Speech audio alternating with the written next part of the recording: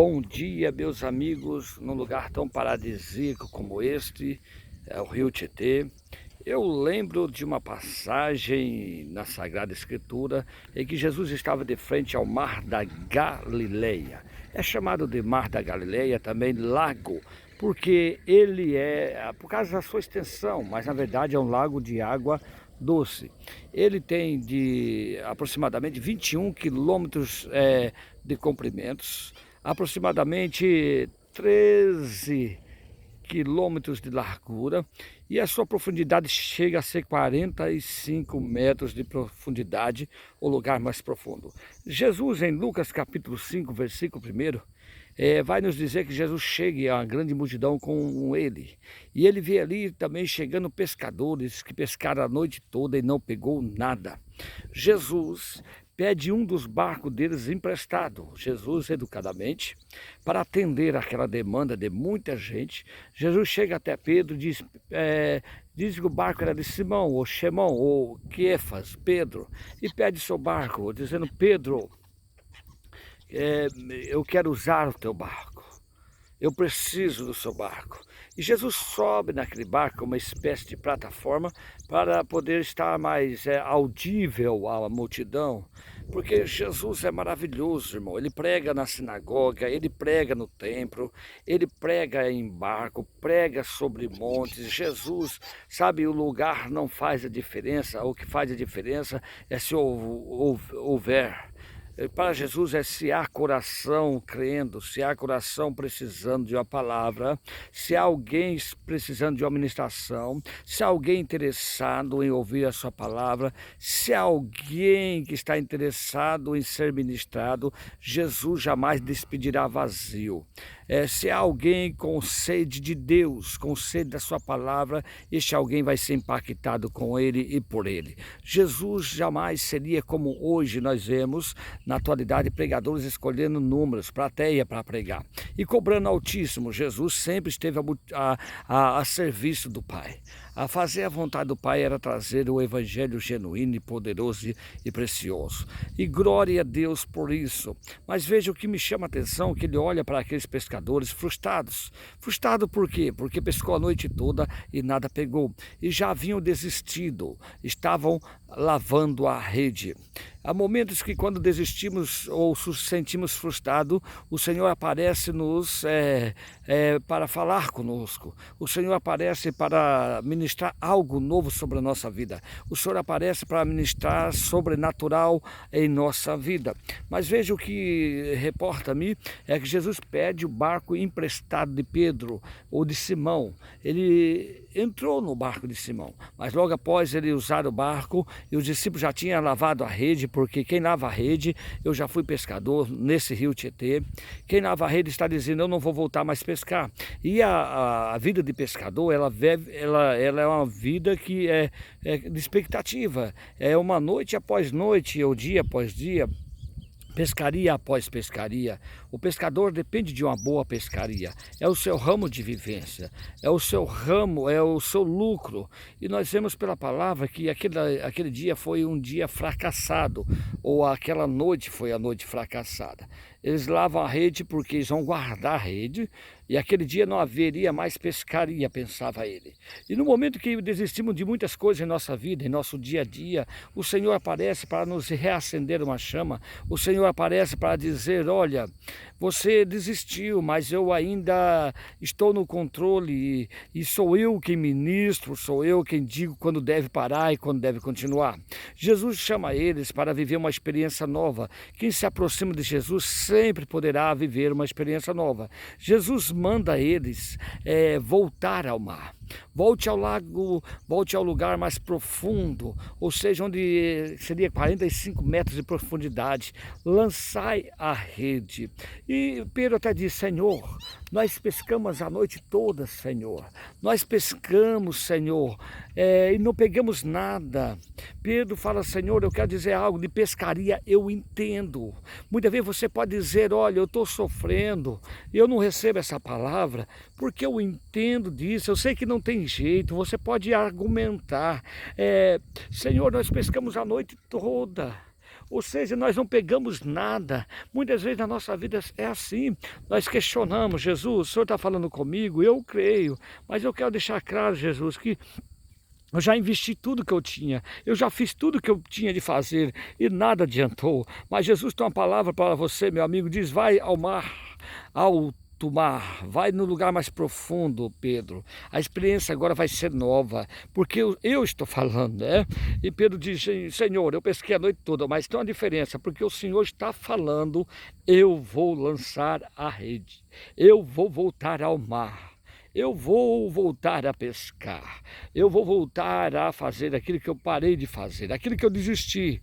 Eu quero ministrar sobre tua vida nesta manhã e dizer que você deve crer e voltar a sonhar, voltar a realizar projetos debaixo da autoridade e da vontade de Deus, debaixo da sua administração e sua palavra. Busque a direção de Jesus, busque a sua vontade. Façamos como é feito nos Salmos 37. Entrega o teu caminho ao Senhor, confia nele, ele tudo fará. Façamos como em Mateus capítulo 7, Pai nosso que está nos céus, seja feita a tua vontade, assim na terra como é feito nos céus. Aliás, Mateus capítulo 6, a oração modelo, a oração que Jesus ensinou, também titulada como oração do Pai Nosso.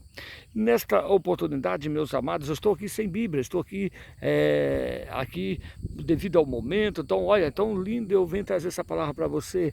Deixa o Senhor controlar, dirigir a tua vida. Isso não é fanatismo, isso é fé, se lançar, se entregar ao Senhor. É a fé também chamada de emuná, aquela fé que você entrega sem reserva e diz: Senhor, o Senhor falou comigo, há impossibilidade, eu tenho meu entendimento que não vai acontecer. Eu tenho a minha experiência de pescador, de pescaria eu entendo, Senhor. Você pode entender 10 coisas que você questiona e argumenta, mas você não entende mais do que Jesus. Jesus sabe onde está o teu milagre. E a ministração dele, sobre a ministração dele, o milagre vai acontecer. E nesta oportunidade eu quero frisar bem, mediante esse rio tão lindo, olha que coisa gloriosa, o rio Tietê. Águas tão sujas lá em São Paulo, águas tão... Mas aqui você vê que lindo que é. Eu quero ministrar essa palavra a você. Jesus disse: volta lá, volte ao mar, ou ao lago de Galileia, volte lá. E quando eles voltam, ele falou: Jesus, porque o Senhor está falando, eu vou obedecer. Se fosse outra pessoa que estivesse falando, eu não obedeceria. Fosse outro humano, que autoridade você tem para me convencer? Mas Jesus, ele conhece o mar, Jesus, ele conhece o rio Tietê, Jesus conhece onde está o teu milagre, Jesus conhece onde está a tua vitória, Jesus conhece onde está a providência para a tua vida. E olhe que interessante, eu sei que eu posso estar sendo redundante, e ele diz: Senhor, como o Senhor está falando, eu vou voltar ao mar. E quando eles voltam ao mar, eles pegam tanto peixe que o barco começa a ir a pique, ou seja, navegar com dificuldade. E ele chama os barcos dos companheiros, de amigos próximos, para auxiliá-los, para ajudar, porque o barco está com dificuldade. Irmão, quando Jesus ministra, o milagre não é pequeno, o milagre é grande. Quando Jesus ministra sobre a tua vida, é algo transbordante. Por isso que nesta manhã eu quero convidar você a crer. Se crer, verás a glória de Deus. É a palavra recorrente que eu uso quase toda a mensagem. O que faz a diferença entre receber e não receber é a falta de fé. E eles vêm todo alegre, e quando chegam até Jesus, principalmente Pedro diz: Jesus, se afasta de nós, porque nós somos pecadores. Não é assim? E Jesus fala: não, é ao contrário. Oh, glória a Deus. Eu vim buscar vocês. Esse milagre é só para te chamar a atenção, porque eu tenho algo maior na vida de vocês. Essa frustração foi para levar vocês a experiência nova. Existe frustração na vida da gente, que é para nos levar a experiência nova. Essa sua decepção é para levar a experiência nova. Muito pelo contrário, daqui para diante eu vou usar vocês como pescadores de homens. Daqui por diante vocês são chamados, são os 4, Pedro, Tiago, João, André. Vocês vão andar comigo. Vocês vão ser meus discípulos. Oh, glória a Deus. Quando você pensa que está dando errado na tua vida, eis você que é servo de Deus. Quando você pensa que está dando errado, eis que Deus tem um novo tempo para a tua vida. Deus tem um novo recomeço. Deus tem algo maravilhoso que nunca mais você vai ser o mesmo. Discípulo de Jesus, caminhar com Jesus. Os primeiros apóstolos de Jesus. Nunca houve homens com tanto privilégio como esse e jamais haverá na terra. Eu sou admirador de Moisés, Davi, mas ser discípulo de Jesus, aleluia, uma família abençoada, são 4 da mesma família, irmãos e primos. Então Jesus diz, ó, vem, pode vir. Quando ele lança pelo chão, porque sabe, Jesus escolhe quem é assim, quem sabe que não pode, quem sabe que não tem capacidade, quem se reconhece pequeno, quem se reconhece humilde, quem é pobre de espírito é aquele que sabe que não tem capacidade de si mesmo. É isso, sabe porque muitas vezes nós não temos sucesso na vida ministerial, não temos sucessos como pregador, como pastor, não temos sucesso em nossa caminhada, é porque nós se achamos. Mas quando nós não nos achamos, sabemos que Jesus é, tudo na vida vai dar certo. Eu estou priorizando a palavra, mas também a imagem, por isso que a imagem minha aqui ela é mínima, deve ser a imagem da natureza em que procede aqui. Então, nesta manhã, eu quero dizer, Jesus diz, a partir de hoje, vocês vão ser pescadores de homens. Eles largaram tudo e seguiram a Jesus. Orabaiduei, baixai, glória a Deus. Não existe maior, tem gente perdendo tempo, usando do reino de Deus, usando para tirar dinheiro do povo, para ficar rico. Que babaca, que besteira, né? Esses discípulos largaram todos os seus investimentos humanos, materiais, e disseram, daqui para frente nós vai seguir a Jesus. Eu sei que lá na frente você pode me dizer, teólogo, que Pedro, no momento de fraqueza, em que ele nega Jesus, e depois que Jesus ressuscita, ele volta a pescar. Isso é momento de fraqueza, mas Jesus o traz de volta. Porque o chamado de Jesus, ele não desiste de Pedro. Então, meu amigo que tem chamado, minha irmã, nada é maior do que o chamado de Deus na vida. É como aquele homem que achou um tesouro. E sabendo que achou o tesouro no campo, a Bíblia diz, ele compra aquele campo, vende tudo. Não sei qual é o tamanho do campo, mas o que está dentro do campo pertence a quem compra. Assim é a lei em Israel. É assim a lei também do comprador. Ele compra, só ele sabia onde estava aquele tesouro. Ele vende tudo e compra aquele campo, porque o maior tesouro estava enterrado ali. Então, meu amigo, minha amiga, nesta manhã, veja isso que a palavra de Deus diz. O maior investimento para a eternidade é o reino de Deus. Buscai primeiro o reino de Deus e as suas justiças, e as demais coisas vos serão acrescentadas. Primeiro é Deus, primeiro é sua vontade. Isso não nos proíbe, nem nos inibe de ser trabalhador, não nos inibe de ter projetos e sonhos aqui, mas entre todas as escolhas, primeiro vai ser Deus e o seu reino. Jesus pediu a Pedro e Pedro fez. Eu sei que eu não estou aqui enquadrando bem a imagem, porque a imagem que eu tenho interesse é esta. Lembrar em que Jesus faz daquilo que está oculto lá dentro, em que ninguém conhece, daquilo que está longe da vista humana, é o que está acontecendo. Pedro não podia ver os peixes na profundidade. Deus traz a revelação àquilo que está oculto. Deus traz evidência àquilo que está escondido. O Senhor faz isso. Muitas vezes você não vê nada, não vê resposta.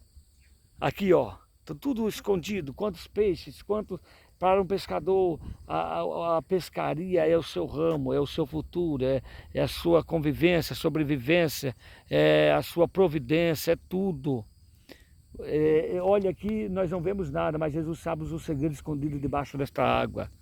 E o Senhor sabe que debaixo lá do mar da Galileia tinha resposta. Aonde você menos espera, Jesus tem uma resposta para você.